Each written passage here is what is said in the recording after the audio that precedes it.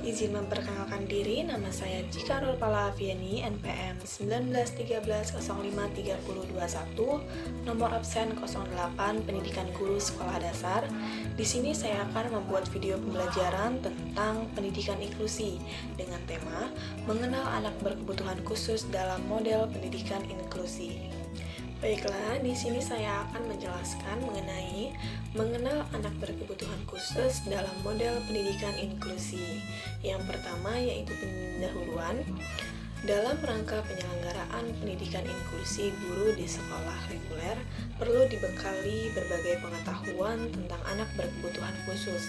Di antaranya, mengetahui siapa dan bagaimana anak berkebutuhan khusus serta karakteristiknya.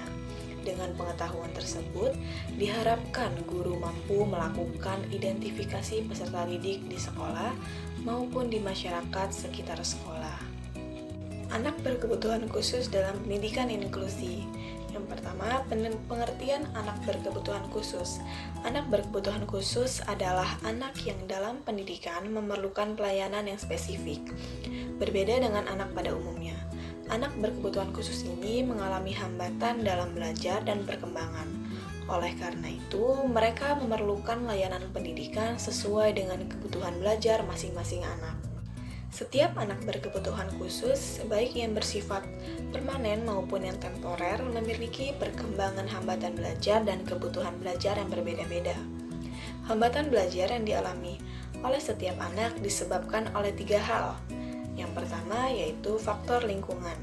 Yang kedua yaitu faktor dari dalam diri anak sendiri. Yang ketiga yaitu kombinasi antara faktor lingkungan dan faktor dalam diri anak. Yang kedua yaitu klasifikasi anak berkebutuhan khusus. Anak berkebutuhan khusus dikelompokkan menjadi anak berkebutuhan khusus temporer dan permanen.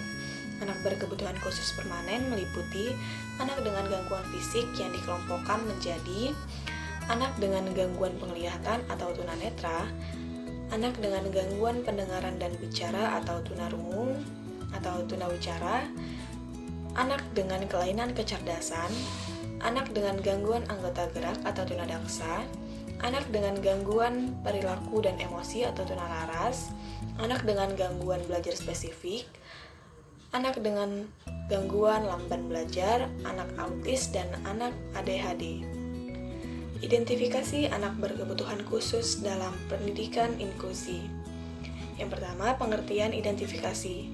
Identifikasi anak berkebutuhan khusus dimaksudkan sebagai usaha seseorang, orang tua, guru, maupun tenaga pendidikan lainnya untuk mengetahui apakah seorang anak mengalami kelainan fisik, intelektual, sosial, emosional, dan sensoris neurologis dalam pertumbuhan perkembangannya dibandingkan dengan anak-anak lain seusianya atau anak-anak normal. Yang kedua yaitu tujuan identifikasi.